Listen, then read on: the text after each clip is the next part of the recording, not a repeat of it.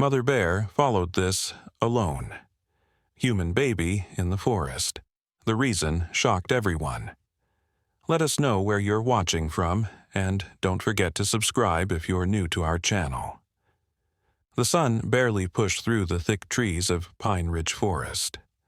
Morning dew still clung to every leaf, creating tiny mirrors that caught what little light filtered down.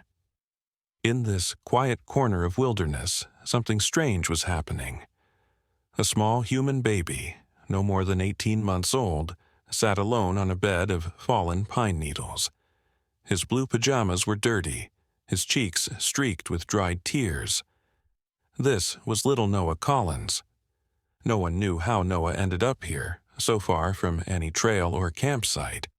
The nearest town, Oak Ridge, was 5 miles away. What everyone did know was that something impossible was happening. Just 20 feet behind the child, watching with careful eyes, stood a massive brown bear. The bear didn't charge. She didn't roar. She simply watched, her head tilted slightly, as if trying to understand what this tiny human was doing in her forest. Samantha Willis had been the first to spot them. An early morning hiker with a passion for wildlife photography, she'd frozen in place when she saw the scene. Her hands shook so badly she could barely take the pictures that would soon shock the entire country. Through her zoom lens, she saw something even more incredible. The bear was protecting the child.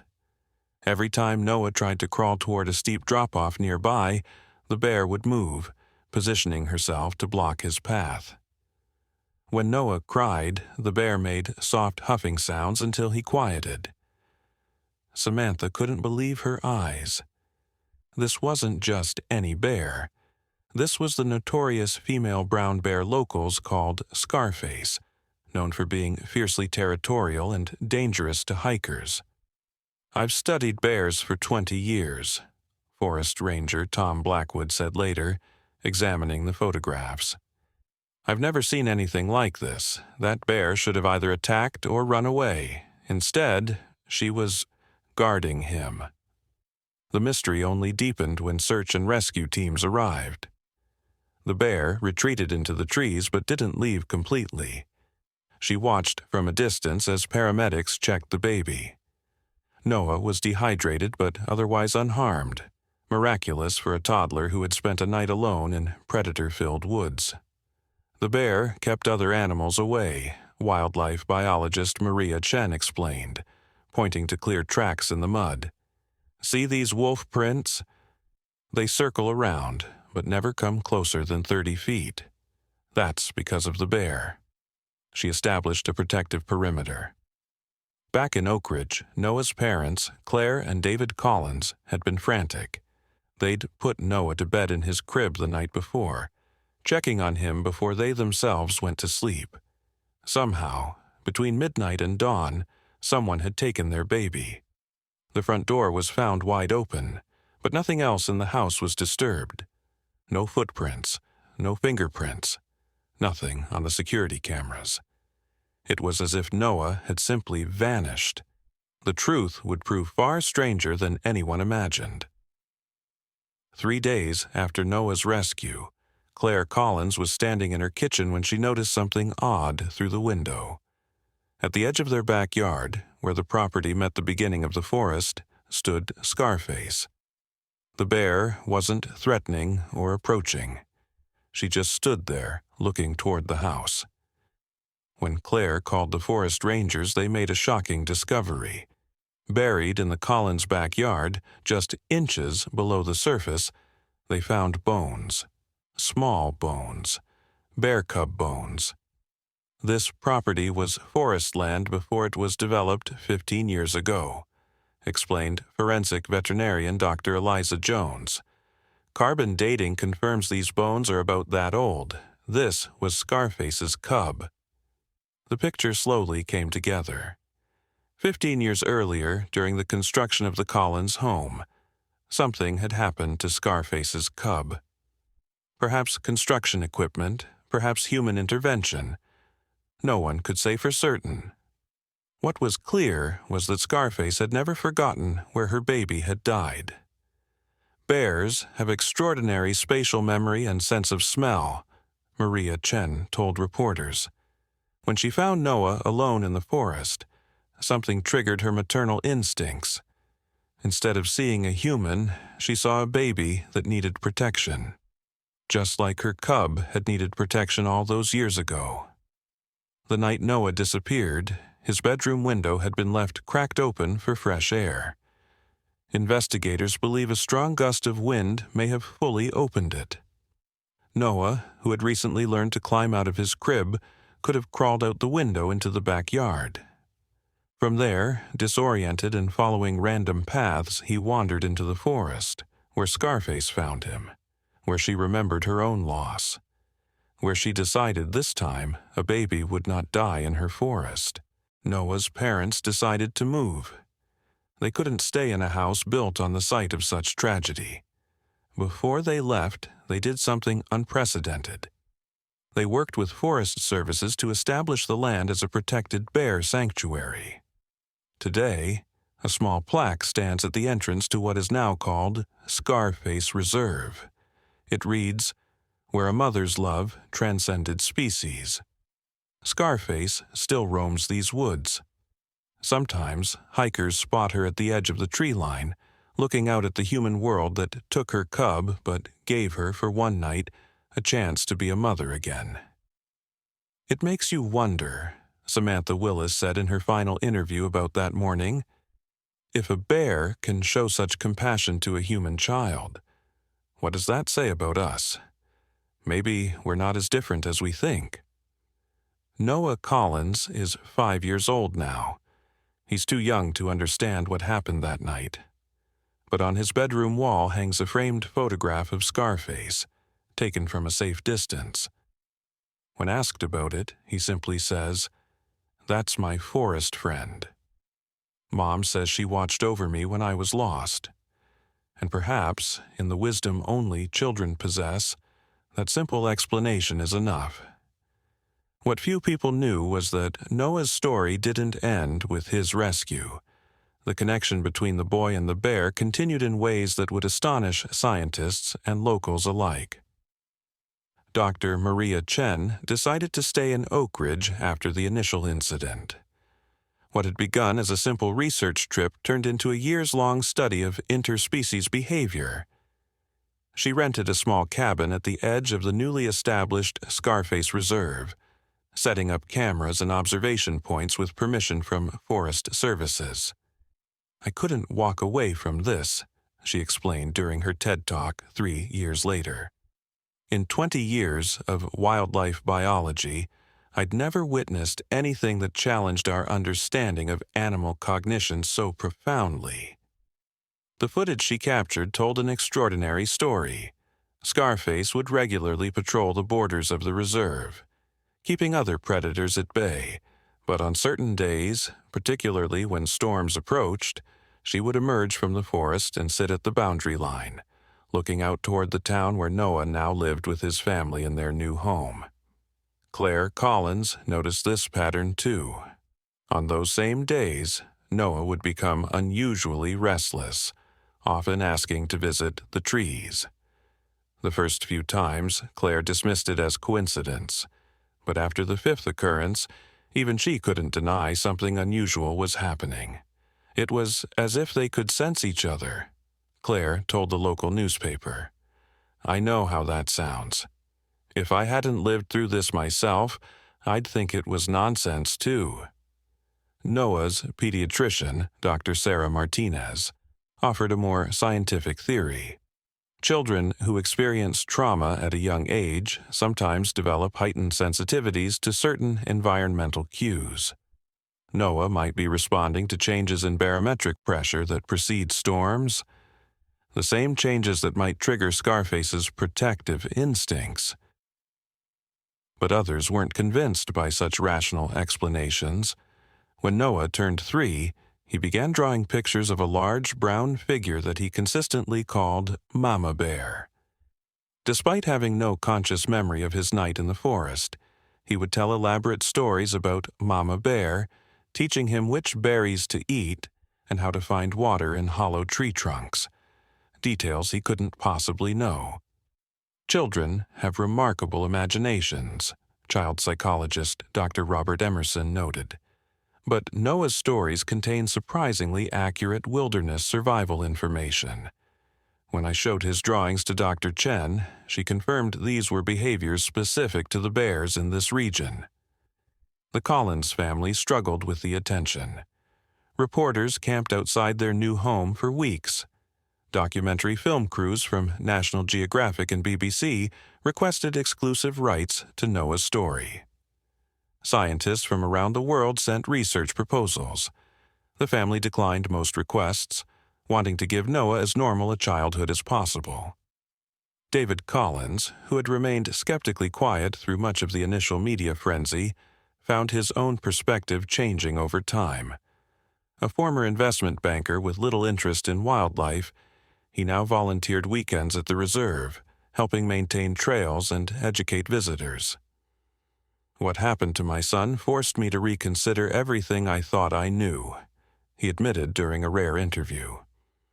"I used to see nature as something separate from us, something to be controlled or exploited. Now I understand we're all connected in ways we barely comprehend." This new philosophy was tested severely when Noah was 4. A mining company proposed a large operation just 3 miles from the reserve. The project promised jobs and economic growth for Oak Ridge, which had struggled since the closure of its lumber mill. Many locals supported the plan. The Collins family found themselves at the center of a community divided. At town meeting, supporters of the mine argued that one unusual bear encounter shouldn't halt progress. Opponents pointed to the growing tourism around the reserve and the environmental impact mining would have on the entire ecosystem. The debate might have remained civil if not for what happened next. During a particularly heated town hall meeting, 7-year-old Emma Lawson, the mayor's daughter, went missing. Search parties formed immediately. As night fell and temperatures dropped, fear gripped the community. Emma was found at dawn, curled up asleep inside a hollow log half a mile into the reserve. Beside her, clearly visible in the disturbed earth, were bear tracks. Large ones. "She was following me," Emma explained simply. "Just like Noah said she would." Emma's account sent shockwaves through the community. She had been playing near the reserve boundary when she heard her parents arguing about the mine at a distance. Upset, she had wandered into the woods to hide. When darkness fell, she became disoriented and afraid. "Then, I remembered Noah's story about the bear that keeps children safe," Emma told police officers. "I called for Mama Bear and she came. She walked behind me and showed me where to hide for the night." Medical examination confirmed Emma was unharmed, cold and hungry, but without injury. The search team found no evidence of any human involvement in her survival. What they did find were clear signs that a large animal had circled the hollow log throughout the night, keeping sufficient distance to not frighten the child but close enough to ward off predators. Skeptics suggested a coincidence. Emma had found shelter by chance, and the bear tracks were unrelated. But when Noah visited Emma in the hospital, their conversation, recorded by a nurse, raised more questions than answers. "Did she huff 3 times when she found you?" Noah asked. "Yes." "How did you know?" Emma replied. "That's how she says hello to cubs," Noah explained with the certainty only children possess. Dr. Chen confirmed that this specific vocalization pattern, 3 short huffs, was indeed a mother bear's typical greeting to her cubs upon returning to a den. This detail had never been mentioned in any public account of Noah's experience. The mining proposal was withdrawn a week later. In its place, the company offered to fund an educational center at the reserve entrance, a compromise that satisfied most community members on both sides of the debate. As Noah approached his 5th birthday, Claire and David noticed him becoming more articulate about his connection to Scarface. No longer content with simple stories about Mama Bear, He began asking complex questions about why people hurt the forest and why animals couldn't talk to humans. "I think we understand each other just fine," Noah told his preschool teacher during a class discussion about communication. "People just forgot how to listen." This statement, innocent as it was, captured the attention of Dr. Eliza Jones, who had continued studying the bare bone fragments found in the Collins' original backyard. Her latest carbon dating tests had revealed something odd. The cub hadn't died 15 years ago during construction as initially believed. The bones were much older, dating back nearly 50 years. "This changes our entire understanding of Scarface's motivation," Dr. Jones explained to the Collins family. "Bears typically live 20 to 30 years in the wild. Scarface is estimated to be around 20 years old now, based on dental examinations during her last hibernation period. She couldn't possibly remember losing a cub at that location. It wasn't her cub at all." This revelation prompted Maria Chen to review thousands of hours of wildlife camera footage. What she discovered in the archived material was astonishing. The distinctive scarring pattern on the bear's face, which had given her the nickname Scarface, wasn't from fights with other bears as previously assumed. The scars formed a pattern consistent with old wire snare injuries. "Someone tried to trap her when she was much younger," Chen concluded.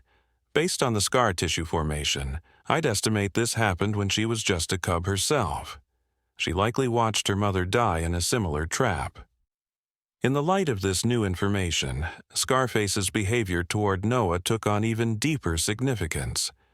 She hadn't protected him because she remembered losing her own cub. She protected him because she remembered being a vulnerable cub herself, one who had not been saved. Noah's 6th birthday brought another surprise. Claire and David had planned a small celebration at their home, inviting only family and close friends to minimize the continuing public interest in their son. As Noah opened presents in the backyard, a Forest Service ranger's truck pulled up urgently. "Scarface has been shot," the ranger announced grimly. "Poachers. She's alive, but critically injured." David didn't hesitate. "What can we do?" Within hours, a makeshift veterinary surgical center was established at the reserve entrance. Dr. Jones flew in specialists from the nearest wildlife rehabilitation center. As word spread through town, dozens of Oak Ridge residents gathered outside, holding a silent vigil. Noah, despite his parents' attempts to shield him from the situation, became inconsolable. "She's hurting," he repeated between sobs. "She's calling for help." Claire and David exchanged worried glances. They had always supported Noah's special connection with Scarface, but this level of distress seemed beyond normal empathy. After consultation with Dr. Martinez, they made an unprecedented decision. Under strict supervision, Noah was allowed to approach the medical tent where Scarface lay sedated after surgery to remove the bullet. Standing at a safe distance with his father's hands firmly on his shoulders, Noah whispered something that only Scarface could hear. The bear's vital signs, which had been erratic despite medication, suddenly stabilized. "I've never seen anything like it," admitted the wildlife veterinarian. "It's as if she recognized his scent or his voice." Scarface recovered slowly but steadily. The poachers were apprehended 3 days later, trophy hunters who had crossed state lines specifically to target the famous bear. Public outrage at their actions led to stricter anti-poaching legislation being fast-tracked through the state assembly.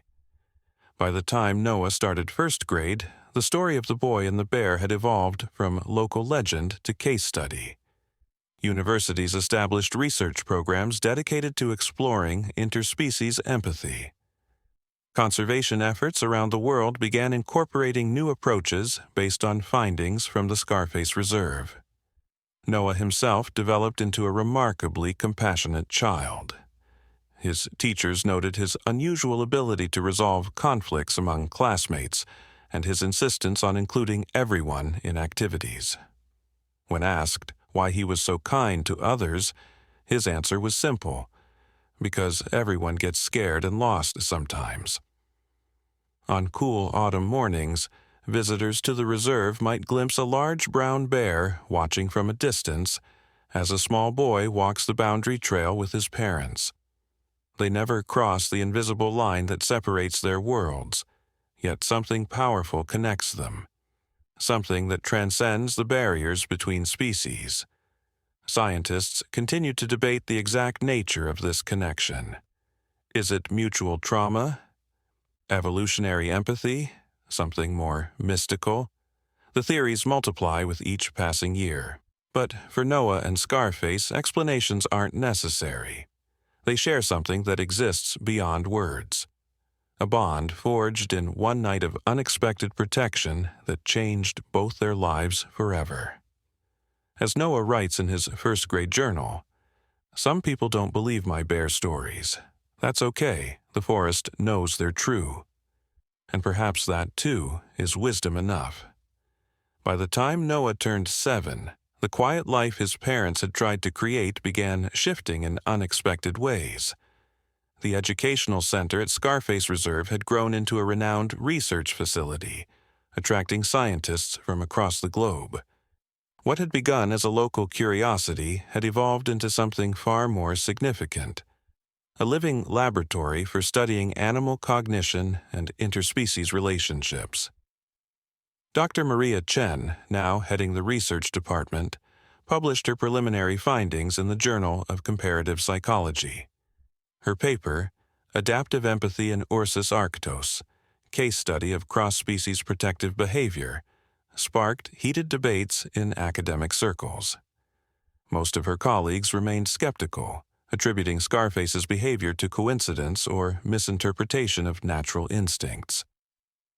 "We must be cautious about anthropomorphizing wild animals," warned Dr. James Richardson from Harvard University during a symposium on animal cognition. "Bears aren't people in fur coats.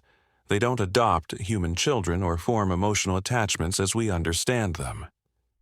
Chen disagreed. "We're not suggesting Scarface thinks like a human. We're suggesting that our understanding of bear cognition is woefully incomplete. The data points to complex decision-making that our current models can't fully explain." The academic controversy might have remained confined to university lecture halls if not for a documentary filmmaker named Leila Nguyen. Her film, The Guardian, the Boy and the Bear of Pine Ridge Forest, premiered at the Sundance Film Festival to critical acclaim. Using a combination of interviews, Dr. Chen's research footage, and hauntingly beautiful cinematography of the reserve, Nguyen created a narrative that resonated with audiences worldwide. "I didn't set out to make a sentimental nature film," Nguyen explained during a post-screening discussion. "I wanted to explore the gray area between scientific observation and human experience. What happens when something challenges both our understanding of nature and our place within it?" The film's success brought new waves of attention to Oak Ridge. Tourism doubled, then tripled. The small town struggled to accommodate the influx of visitors, many of whom hoped to catch a glimpse of the famous bear or, more problematically, the boy she had protected.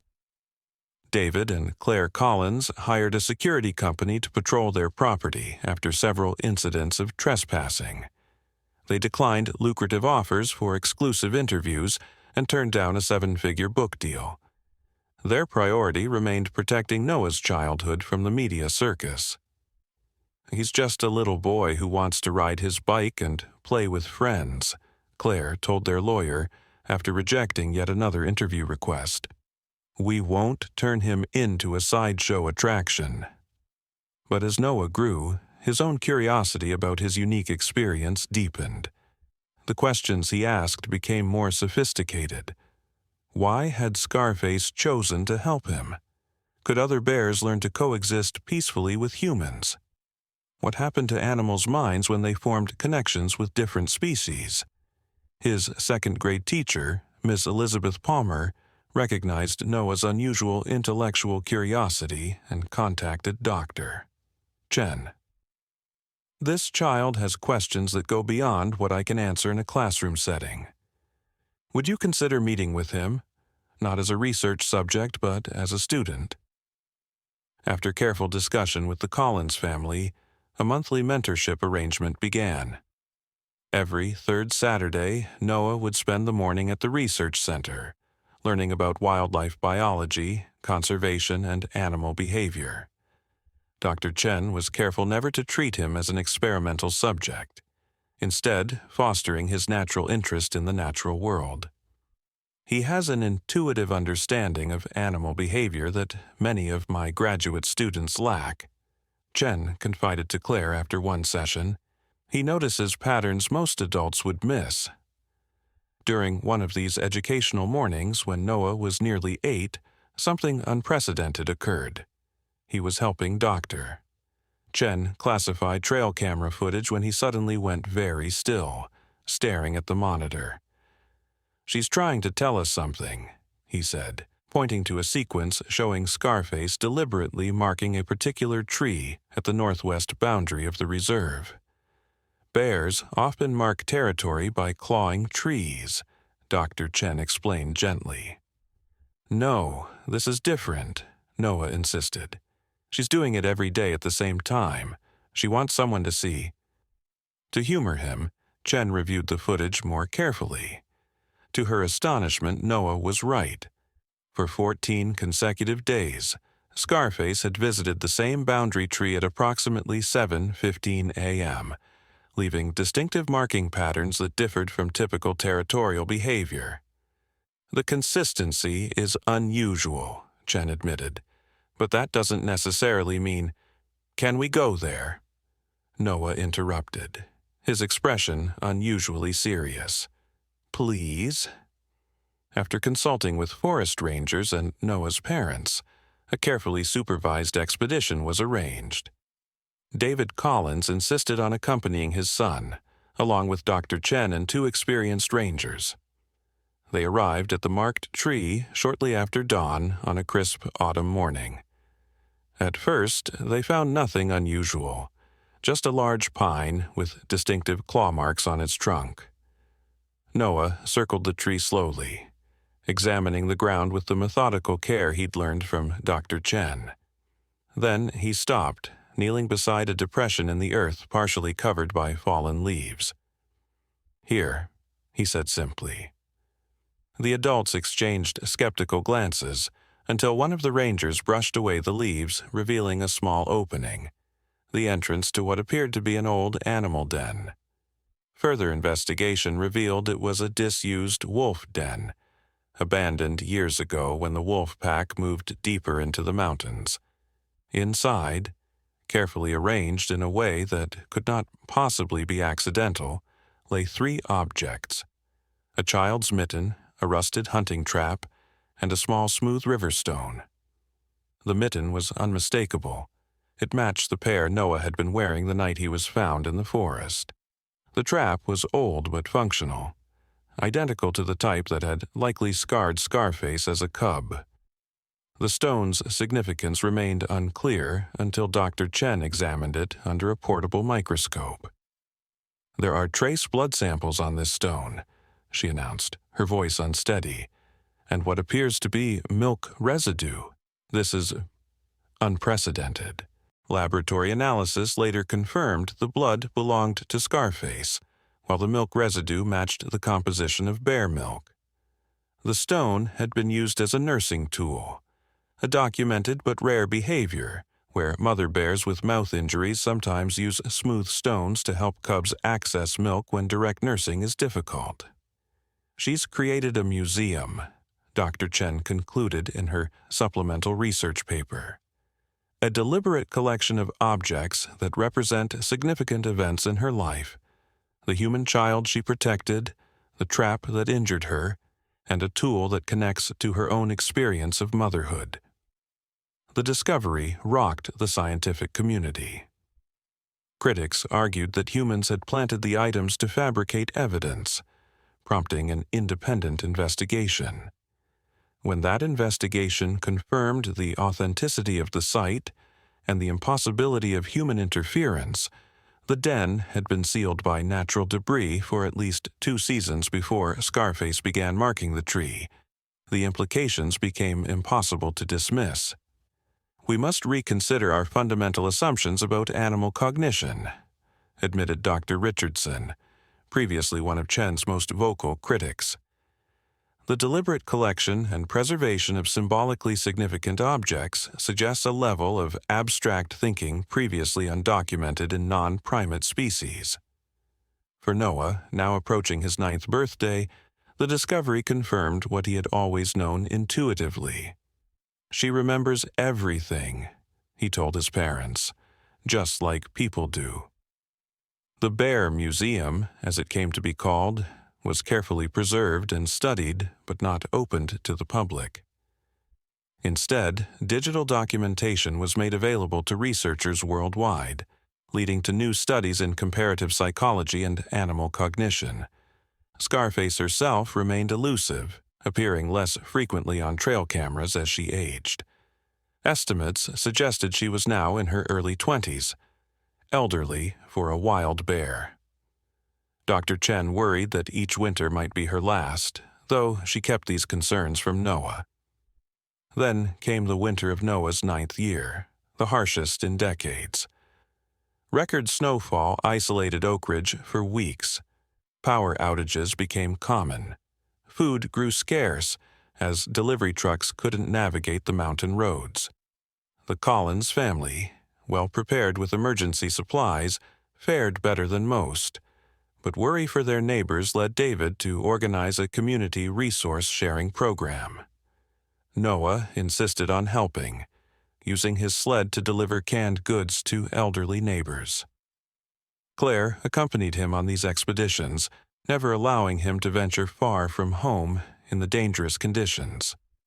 Until the morning they received the call about the Henderson family. Jim and Melissa Henderson lived in an isolated cabin 3 miles outside town, with their 4-year-old twins, Lily and Lucas. Jim had ventured out 2 days earlier to reach the emergency medical center in town. Melissa had developed a high fever and needed antibiotics. He never returned. The radio call came from Melissa, barely coherent through fever and fear. The children were hungry. The firewood was nearly gone. The temperature was dropping. No one can reach them in these conditions, the emergency coordinator explained to the volunteer group gathered at the community center. The snow is too deep for vehicles, and the Forest Service helicopter can't fly in this weather. Noah, who had accompanied his father to the meeting, spoke up. "I know a way." The adults might have dismissed him, but the past years had taught them to listen when Noah Collins made such declarations. Under normal circumstances, David would never have agreed to his son's plan. But these weren't normal circumstances, and children's lives were at stake. "You're sure?" he asked Noah privately. "She'll help us," Noah replied with absolute certainty. The plan took shape quickly. David, Noah, and 2 experienced forest rangers would attempt to reach the Henderson cabin on foot, using Noah's knowledge of game trails that might be more passable than the main roads. They would bring emergency supplies, medication, and a portable stretcher. Claire protested vehemently until Melissa's weakening voice came through on the radio again, with the sound of crying children in the background. Some risks had to be taken. The expedition set out at dawn, following Noah's lead. The conditions were brutal. Wind-driven snow reduced visibility to mere feet, and temperatures hovered near zero. The men struggled through snowdrifts while Noah moved with surprising confidence, occasionally stopping to listen to something only he seemed to hear. "This way," he would say, pointing to passages between trees that adult eyes might have missed. 2 miles into the forest, disaster struck. One of the rangers broke through a snow-covered ice patch over a stream, plunging into frigid water up to his chest. Hypothermia became an immediate threat. David and the second ranger managed to pull him out, but it was clear he needed immediate medical attention. "We have to turn back," the second ranger insisted, already helping his partner remove wet clothing. David looked torn, glancing between the injured man and the direction of the Henderson cabin, still a mile away. "Dad and I will go on," Noah said firmly. "You get him back to town." The rangers objected strenuously, but time was working against them all. The compromise was reached. Emergency supplies would be divided. The rangers would return with most of the group's safety equipment, while David and Noah would continue with the medical supplies for Melissa, carrying only basic survival gear. As father and son pressed on alone, the storm intensified. Twice they lost the trail completely, finding themselves in unfamiliar sections of forest. David's wilderness experience was substantial, but even he became disoriented in the whiteout conditions. "We need to find shelter," he finally admitted, his face crusted with ice. "We can try again when the storm eases." "We're close," Noah insisted. "Just a little further." Then came the sound. 3 distinct huffs cutting through the howling wind. Noah froze, then broke into a smile. "She's here," he whispered. David saw nothing at first, just swirling snow between dark tree trunks. Then a massive shadow materialized 20 yards ahead, the unmistakable silhouette of Scarface. The bear made no threatening moves. She simply turned and began walking slowly through the trees, looking back as if to ensure they followed. "Noah, wait," David began, but his son was already moving, following the bear with absolute trust. What choice did he have? David followed, one hand on the emergency flare gun in his pocket.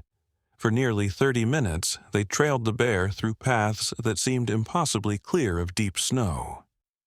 Scarface chose routes between trees where overhanging branches had blocked the worst of the snowfall. She paused occasionally, waiting when they fell behind. The Henderson cabin appeared ahead just as daylight began to fade, a dim light visible through frost-covered windows. Scarface stopped at the edge of the clearing, watching as Noah and David approached the door. Inside, they found a desperate situation. Melissa lay semi-conscious on a couch pulled close to the dying fire, her fever dangerously high. The twins huddled under blankets nearby, frightened and hungry. The cabin temperature was barely above freezing. David immediately administered the antibiotics and began treating Melissa, while Noah focused on rebuilding the fire. The problem was immediately apparent. There was almost no dry firewood left. "Stay inside," David instructed as he zipped up his coat. "I'll find something to burn." "Wait," Noah said, moving to the window. Outside, in the deepening twilight, a remarkable scene was unfolding. Scarface was dragging a fallen branch toward the cabin. As they watched in astonishment, she made 3 trips to the woodpile at the side of the house, retrieving branches and logs that had been buried under snow. She arranged them in a neat pile near the front door, then retreated to the forest edge. "She's helping us," Noah said simply. David, a man whose worldview had been repeatedly challenged over the past years, found he could no longer deny the evidence before his eyes. "Yes," he acknowledged quietly. "She is." The wood Scarface had uncovered allowed them to restore heat to the cabin. Through the night, David tended to Melissa, while Noah cared for the twins, telling them stories about forest animals that made them giggle despite their fear. Occasionally, Noah would glance out the window to where Scarface maintained her vigil at the forest edge, a dark sentinel against the snow. Once, when David checked, he found Noah sitting by the window with his palm pressed against the glass. On the other side, barely visible in the moonlight, was Scarface's massive paw print in the snow, perfectly aligned with the boy's small hand. Morning brought clear skies and the sound of approaching snowmobiles. A rescue party from town had managed to get through once the storm abated. As medical personnel took charge of Melissa and the children, Noah stepped outside one last time. Scarface was gone, but a clear trail of her tracks led back into the forest. "She knows we're safe now," Noah explained to his father. The Henderson family's rescue became another chapter in the growing legend. Jim Henderson was found alive the next day, sheltering in a cave after becoming disoriented in the storm. Once recovered, he visited the Collins family to express his gratitude. "The Rangers told me what happened," he said, voice thick with emotion. "About the bear, about Noah. I didn't believe in miracles before, but—" "Not miracles," Noah corrected gently. "Just friendship." As Noah entered 4th grade, the research at Scarface Reserve expanded to include collaborative projects with indigenous knowledge keepers. Elijah Blackfoot, an elder from the region's native community, began working with Dr. Chen to document traditional understanding of bear behavior. "Our stories speak of guardian bears who watch over lost children," Elijah explained during a presentation at the research center. "Science dismissed these as mere legends, but perhaps your experience shows there is wisdom in the old ways of knowing." Noah absorbed these teachings eagerly, often sitting with Elijah to learn traditional tracking methods and the symbolic language of animal behavior. Their conversations frequently turned philosophical in ways that surprised the adults present. "Do you think animals have souls?" Noah once asked the elder. Elijah considered the question carefully. "Our people believe all living things carry spirit. Not the same as humans, but no less important. What do you think, Noah Collins?" "I think we're all connected," Noah replied, "like threads in the same blanket. We just forget how to feel the tugging sometimes." Elijah smiled.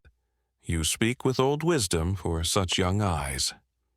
The winter of Noah's 10th year brought both celebration and concern. The reserve was officially designated a National Wildlife Research Area, ensuring its protection in perpetuity. But Scarface had not been sighted for nearly 2 months, unusually long even accounting for seasonal hibernation. Noah insisted she was still there, still watching. "She's just tired," he explained. "Bears get old too." Dr. Chen privately told Claire and David that Scarface had likely reached the natural end of her lifespan. 25 years is exceptional for a wild bear, especially one with her history of injuries. "We should prepare Noah for the possibility that she won't emerge in spring." But when spring arrived, bringing the forest's renewal, something unexpected happened. Trail cameras near Scarface's known den captured footage of not one bear, but 2. Scarface, noticeably thinner and moving slowly, accompanied by a younger female bear with distinctive facial markings similar to her own. "A daughter?" Dr. Chen wondered, reviewing the footage. "But she's too old to have cubs. This bear is at least 3 or 4 years old." DNA analysis of hair samples eventually provided an answer that again defied conventional understanding. The younger bear was indeed Scarface's offspring, but from a litter born nearly 5 years earlier. Female bears typically drive away their grown cubs to establish separate territories. Yet Scarface had somehow maintained contact with this daughter, and now they traveled together, the elder bear clearly benefiting from the younger's hunting prowess. "It's reciprocal care," Chen explained in her updated research. "The daughter is now caring for the mother who once cared for her, a behavior rarely documented in wild bears." Noah, now approaching his 11th birthday, seemed unsurprised by this development. "That's what family does," he said simply when shown the footage. "They help each other." As Scarface's movements became increasingly limited by age, her daughter, nicknamed Echo by the research team, began appearing more frequently at the boundaries where Scarface had once patrolled. She showed no interest in human interaction but maintained the same vigilant presence her mother had established. Noah's connection to the forest continued to deepen. Under the tutelage of both Dr. Chen and Elder Blackfoot, he developed remarkable skills in wildlife tracking and observation. His journal entries, initially simple childish observations, evolved into detailed field notes that Chen occasionally consulted for her research. "He sees things differently," she told Claire during a parent-teacher conference. "Not just the physical signs, but patterns of behavior that even trained researchers might miss." The summer of Noah's 11th year brought both triumph and heartbreak. The Scarface Reserve model of conservation, combining scientific research with indigenous knowledge and community involvement, was being replicated in wildlife areas across the country. The educational programs developed there reached thousands of schoolchildren annually. Noah himself, though kept away from publicity, contributed drawings and stories to the children's section of the visitor center. Then came the morning when Noah woke his parents before dawn, tears streaming down his face. "She's gone," he said simply. David and Claire had learned to trust their son's inexplicable connection to the forest. David immediately called Dr. Chen, who organized a small search team to check Scarface's known denning areas.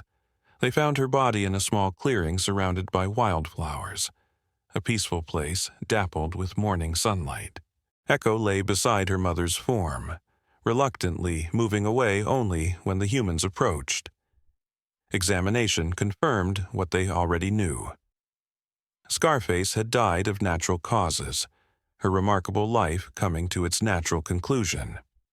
The community of Oak Ridge debated how to honor her memory. Some suggested a taxidermy display at the visitor center, others a bronze statue. Noah rejected both ideas. "She belongs to the forest," he insisted, "not in a building." In the end, they followed his wishes. Scarface was buried in her chosen resting place, the location marked only by a simple stone cairn. The official records noted her scientific contributions and the paradigm-shifting research her behavior had inspired.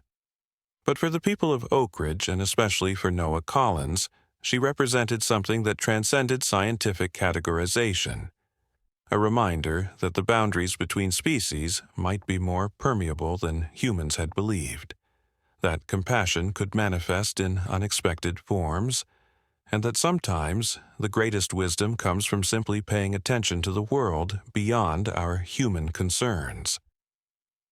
Echo remained in Scarface's territory, occasionally glimpsed by researchers but never approaching humans as her mother had done. Yet, on certain mornings, Noah would walk to the reserve boundary and stand quietly. More often than not, a large bear would appear briefly at the forest edge, close enough to see, too distant to reach. "Is she like Scarface?" Dr. Chen once asked him. Noah considered the question carefully. "No," he finally answered. "She's herself, but she remembers." As Noah grew into adolescence, his childhood experience shaped his developing identity in profound ways. He volunteered at wildlife rehabilitation centers, joined conservation projects, and eventually began speaking to small groups about human-wildlife coexistence, always deflecting personal questions about his own story, focusing instead on the larger message. "We think we're separate from nature," he would explain to attentive audiences, "but we're not. We're part of the same world, breathing the same air, drinking the same water. Maybe we just need to remember how to listen." The Collins family remained in Oak Ridge, becoming integral members of a community transformed by their story. Claire established a foundation supporting environmental education in schools. David, the former skeptic, became an advocate for conservation-based economic development, helping the town transition from resource extraction to sustainable tourism and research. And Noah? He continued to visit the forest boundary. Sometimes Echo would appear, sometimes not. But the connection remained, not dramatic or miraculous, simply a quiet acknowledgement between two different beings sharing the same world. On his 16th birthday, Noah hiked alone to Scarface's resting place, now covered with moss and wildflowers. He sat beside the cairn for hours, writing in his journal as afternoon light filtered through the trees. What he wrote remained private, but when he returned home that evening, something in his expression had shifted. A certain peace had settled in his eyes. "Are you okay?" Claire asked, recognizing something had changed. "Yes," Noah replied. "I finally understood what she was trying to tell me all these years." "Which was?" Noah smiled, looking toward the forest visible through their kitchen window. "That we're never really alone. Not if we learn to see the connections." In the years that followed, researchers continued documenting unusual bear behaviors in the Pine Ridge Forest. Echo raised cubs who showed unusually low aggression toward humans. Wildlife biologists noted subtle shifts in territorial patterns, suggesting gradual adaptation to human presence without conflict. The story of the boy and the bear faded from national headlines, becoming instead a quiet legacy that shaped conservation practices and research methodologies worldwide.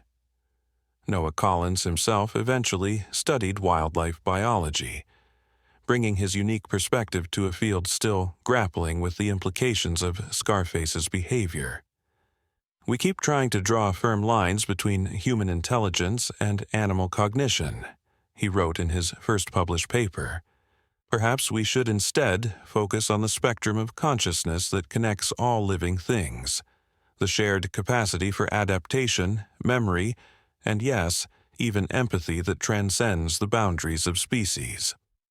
Echo lived to nearly the same age as her mother, maintaining the watchful presence at the forest boundary throughout her life. Her daughters, and eventually their daughters, continued this unusual behavior, creating what researchers termed a multi-generational tradition of non-aggressive coexistence. And in the quiet community of Oak Ridge, the story lived on, not as sensation or miracle, but as a reminder of possibilities.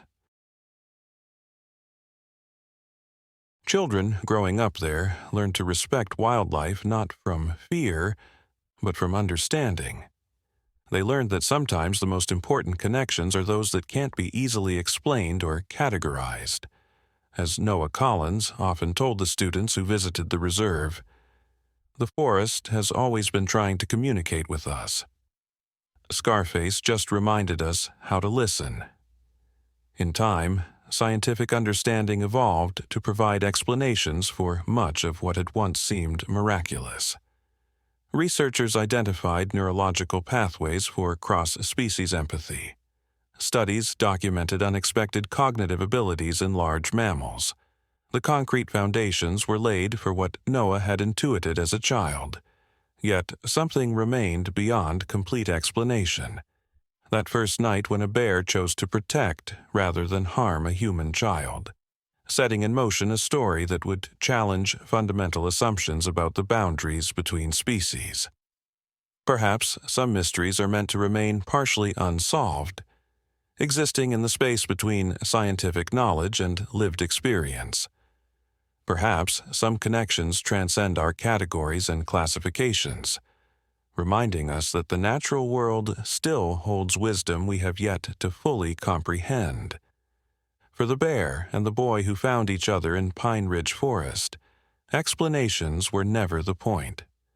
Their story continues to unfold in the subtle shifts of scientific understanding, in the changed practices of conservation, and in the quiet moments when humans pause to consider their place within the larger community of living beings. And in the shadow of ancient trees, where sunlight dapples the forest floor, their legacy remains, a testament to the unexpected bonds that can form when we open ourselves to the possibility that we are not as separate from the wild world as we have come to believe. 20 years after Scarface first followed a lost baby through the forest, Noah Collins stood at the edge of the reserve that bore her name. At 31, he had become a respected wildlife biologist, his childhood experience informing a career dedicated to understanding and protecting the creatures many humans feared. The educational center behind him buzzed with activity. Schoolchildren on field trips, researchers comparing notes, community members volunteering. What had begun with one extraordinary encounter had grown into a movement, changing how an entire generation viewed their relationship with the natural world. Noah watched as a group of children gathered around a guide near the forest edge. Among them was a small girl with bright eyes who kept looking toward the trees, as if expecting something. Maya Henderson, Emma's daughter, the child of the little girl Scarface had indirectly saved during that long-ago blizzard. "Dr. Collins," Maya called, spotting him. "Is it true you can talk to bears?" The other children giggled, but Maya's expression remained earnest. Noah walked over and knelt beside her. "I don't talk to bears, Maya," he said gently. "I listen to them. There's a difference." "Can you teach me how to listen?" she asked. Noah glanced toward the forest, where the great-grandchildren of Echo now roamed. "That's why we're all here." Later that evening, after the visitors had gone, Noah returned to stand alone at the boundary line. The fading light turned the forest into a cathedral of shadows and golden beams. He closed his eyes, feeling the connection that had shaped his entire life, not just to one bear who had once saved him, but to the entire living tapestry of which humans were just one thread. He reached into his pocket and withdrew a smooth river stone, identical to the one found in Scarface's museum so many years ago. He had carried it with him through college, through his travels studying wildlife around the world, through moments of doubt and discovery. Noah placed the stone on the boundary marker, a message for anyone who might understand its significance.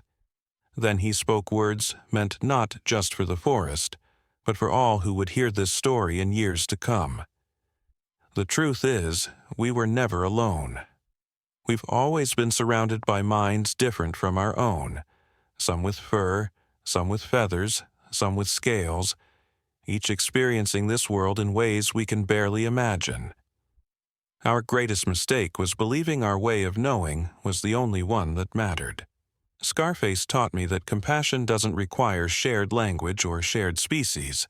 It requires only recognition, seeing the life in another being and acknowledging its value. In that moment, when a mother bear chose to protect a human child, the artificial boundaries we created between us and them dissolved, revealing the deeper truth we too often forget. We are all connected. We are all vulnerable. We all seek safety, belonging, and continuation. And in the end, we all share this one precious world, not as owners or conquerors, but as temporary caretakers of a legacy far older than humanity itself. Perhaps this is what the forest has been whispering all along, in the rustling of leaves and the paw prints left in soft earth. Perhaps this is what Scarface was trying to tell me that night when she guided a lost child home. That in this vast wilderness we call life, no one truly walks alone. We need only remember how to listen to the wisdom of those who walked these paths long before us, and who will remain long after we are gone. This is not just Scarface's story or mine. It's the story of our shared world, waiting to be recognized anew. As darkness settled over the forest, Noah turned toward home. Behind him, at the forest's edge, a bear emerged briefly from the shadows. One of Echo's descendants, carrying Scarface's legacy in her DNA. She paused, sniffing the stone Noah had left, before disappearing back into the wilderness that was her birthright. Two different beings, two different paths. Yet, for a moment, connected by an understanding that transcended words, a silent acknowledgement that they were part of the same story, a story still being written in tracks left in earth and snow, in scientific papers and children's books, in changed laws and protected lands. A story that reminds us that sometimes the most profound connections begin with the simplest act of compassion, when one being recognizes the vulnerability in another and chooses, against all expectation, to protect rather than harm. In that choice lies our greatest hope for healing the ancient divide between humanity and nature. In that choice lies the wisdom that might yet save us all. For we are not merely observers of the natural world, we are participants in its unfolding story. And how we choose to write our chapter will echo through countless generations, human and non-human alike. Listen closely. The forest is speaking, and it has been all along.